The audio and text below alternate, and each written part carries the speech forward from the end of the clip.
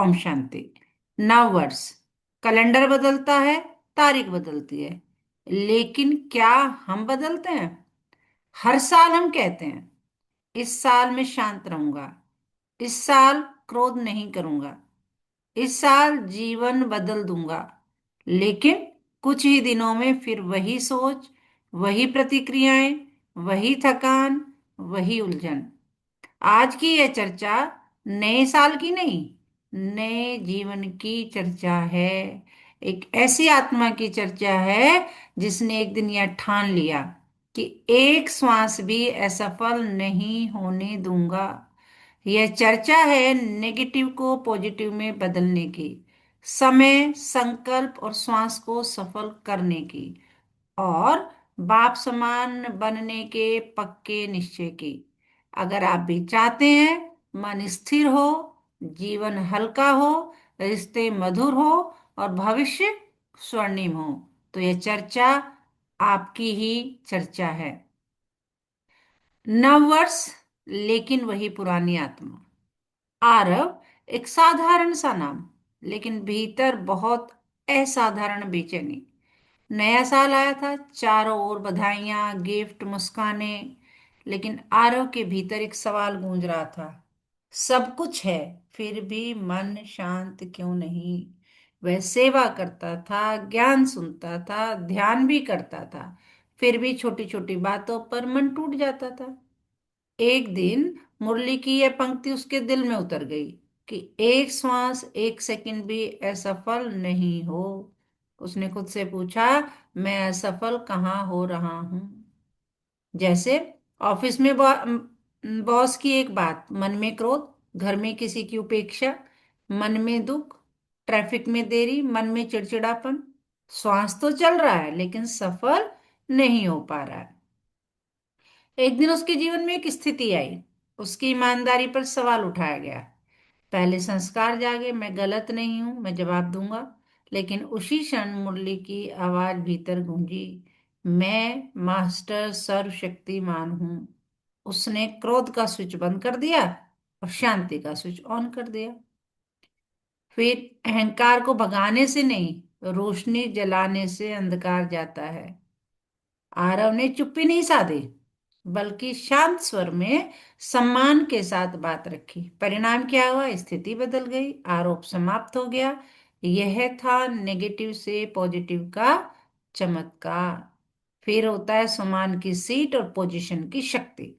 जीवन में अपोजिशन आएगी ही, लेकिन प्रश्न है आप कहाँ बैठे हैं। नीचे तो अपोजिशन भारी, सम्मान की सीट पर तो अपोजिशन हल्की। जैसे एक माँ जो बच्चों पर चिल्लाती है, बच्चे नहीं बदलते। वही माँ अगर सुमान की सीट पर बैठकर स्नेह से समझाए, तो वही बच्चे परिवर्तन का प्रमाण बन जाते हैं। आरव ने तय किया, मैं अपसेट नहीं होऊंगा, मैं सेट रहूंगा। समय, सांस और खजानों का जमा खाता क्या है?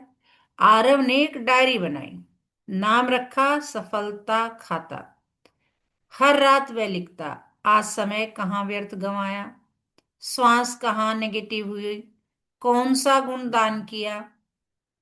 क्योंकि सफल समय यानी 21 जन्म राज्य, श्वास सफल यानी 21 जन्म स्वास्थ्य, ज्ञान सफल यानी अखंड राज्य, सफल शक्तियां सफल यानी सर्वशक्तिमान स्थिति। एक दिन उसने महसूस किया, मैं भविष्य जमा कर रहा हूं। फिर अविनाशी गिफ्ट देने की क्या कला है? नया साल आया, लोग मिठाई कपड़े बांट रहे थे। आरव ने अलग गिफ्ट चुनी। कौन सी? मनसा से शुभ भावना, वाणी से ज्ञान, कर्म से गुण। एक सहकर्मी बहुत नेगेटिव था, नकारात्मक था। आरव ने उसे सुधारा नहीं, बस रोज मन में कहा, यह आत्मा शक्तिशाली है। 3 महीने में वही आत्मा बदल गई। ये क्या हुआ? मनसा सेवा। यही थी अविनाशी गिफ्ट। फिर स्व परिवर्तन से विश्व परिवर्तन। आरव जो है समझ गया, विश्व बदलना है तो पहले स्वयं को बदलना है।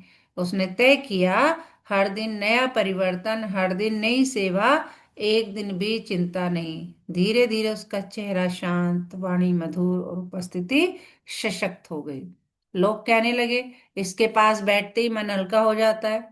आरव, बालक से मालिक बनने की यात्रा। समय बीतता गया। आरव का जीवन शांत, स्थिर और शक्तिशाली होता गया।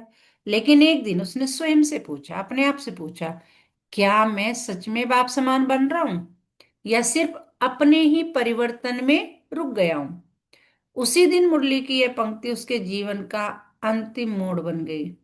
हर एक की राय को रिगार्ड दे, विश्व द्वारा रिगार्ड प्राप्त करने वाले मालिक, बालक सो मालिक भव। आरव ने पहली बार बहुत गहराई से समझा कि दूसरों को सम्मान देना कमजोरी नहीं, बल्कि आत्मसम्मान की पहचान है। उसने देखा, कभी वह छोटे की बात काट देता था, कभी नए व्यक्ति को हल्के में ले लेता था, कभी असहमत राय सुनते ही भीतर असहज हो जाता था। तभी भीतर से आवाज आई, जिस आत्मा की राय को तू ठुकरा रहा है, वह भी उसी एक बाप की संतान है। आरव को जैसे एकदम झटका लगा। उसने महसूस किया कि किसी की राय को तिरस्कार से काटना माना अपने ही ईश्वरीय परिवार की गरिमा को कम करना है। एक दिन उसका छोटा बेटा कुछ कहना चाहता था। पहले कहा रहा होता तो क्या देता, अभी मुझे समय नहीं, चुप रहो। लेकिन आज उसने रुक कर सुना। पहले कहा, तुमने अच्छा सोचा है। फिर स्नेही से मार्गदर्शन किया। उस दिन आरव ने देखा, बच्चे की आंखों में डर नहीं, विश्वास था।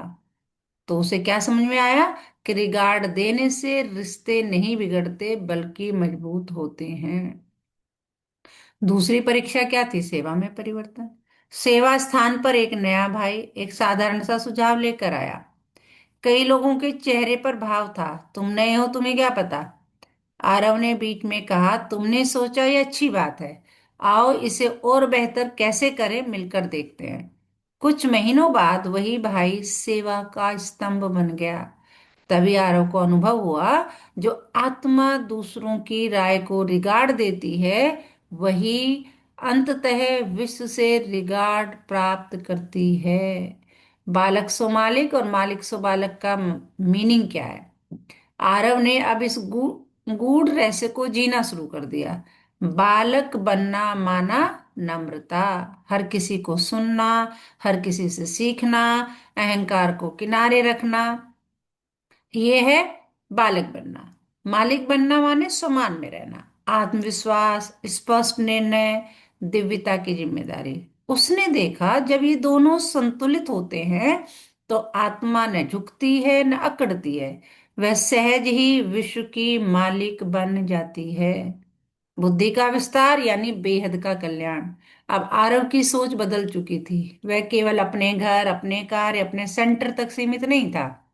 उसकी बुद्धि में एक ही भावना थी, पूरे विश्व का कल्याण। छोटी छोटी बातों में वह उलझता नहीं था, वह समाधान खोजता था। स्लोगन का सजीव अनुभव उसने किया। एक दिन अकेले बैठे हुए उसके मन में विचार आया, क्या मैं सच में अकेला हूं? तभी स्मृति जागी। मस्तक पर सदा साथ की स्मृति का तिलक लगाना, यही सुहाग की निशानी है। आरव मुस्कुरा उठा। उसने अनुभव किया, मेरा बाबा मेरे साथ है। और उसी क्षण डर समाप्त, असुरक्षा समाप्त, अकेलापन समाप्त। यही था सच्चा सुहाग। अव्यक्त इशारे के बारे में बाबा ने फिर बताया, एकता और विश्वास। आरव समझ गया, भविष्य की सफलता एकता और विश्वास पर आधारित है। और एकता लाने के लिए बाप दादा ने दो सूत्र दिए हैं। कौन से? एक नामी बनो, हर परिस्थिति में एक ही नाम, बाप, मीठा बाबा, प्यारा बाबा, शिव बाबा। जब मैं और मेरा समाप्त हुआ तो भिन्नता स्वतः समाप्त हो गई। फिर बाबा ने समझाया, इकोनॉमी बनो, एक नामी और उसके बाद इकोनॉमी, माने संकल्पों की, समय की, ज्ञान खजाने की। अब आरव व्यर्थ सोच में नहीं फंस गंवाता था। कम बोलता था, गहराई से मनन करता था, और परिणाम थोड़े ही समय में वह सदा संपन्न रहने लगा।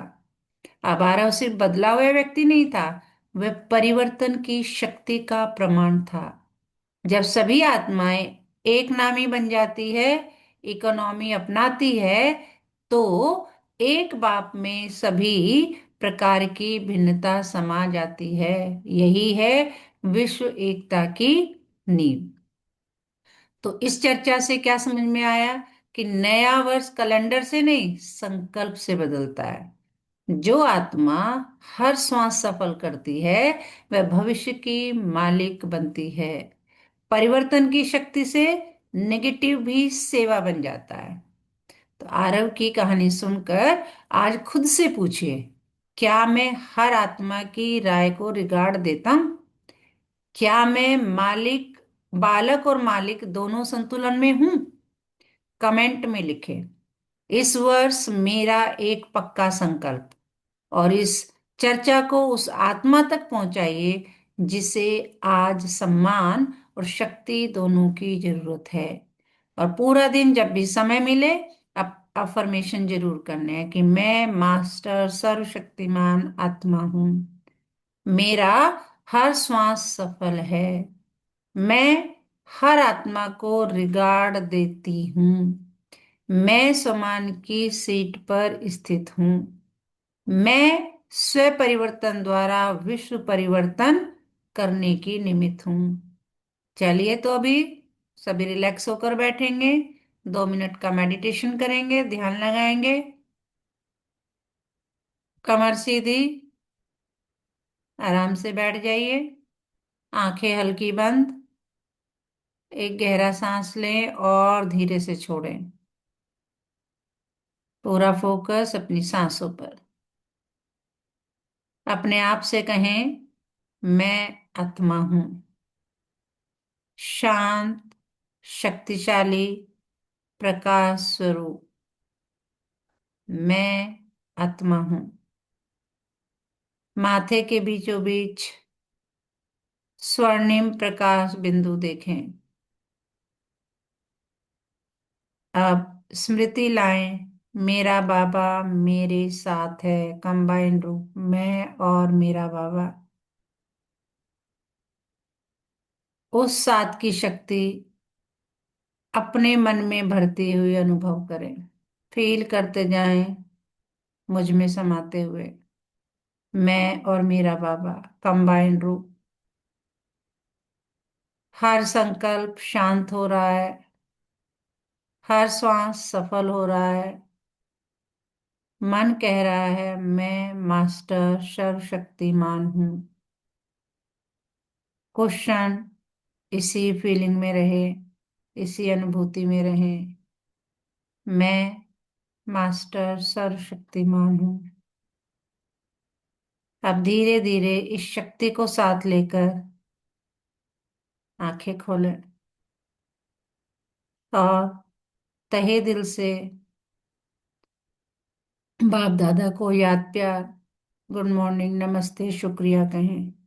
शुक्रिया हमें अपना बनाने के लिए, रोज पढ़ाने के लिए, गुणों से, शक्तियों से, ज्ञान से भरपूर करने के लिए। सदा इसी नशे में रहें, पाना था जो पा लिया और क्या बाकी रहा। और वाह मेरा भाग्य, वाह मेरा बाबा, और वाह ये ड्रामा, और मैं बाबा का बाबा मेरा। इसी उसमें सारा दिन उमंग उत्साह में बाबा से बात करते हुए कर्मातीत अवस्था में अपने हर श्वास और संकल्प को सफल करेंगे। अच्छा, ओम शांति।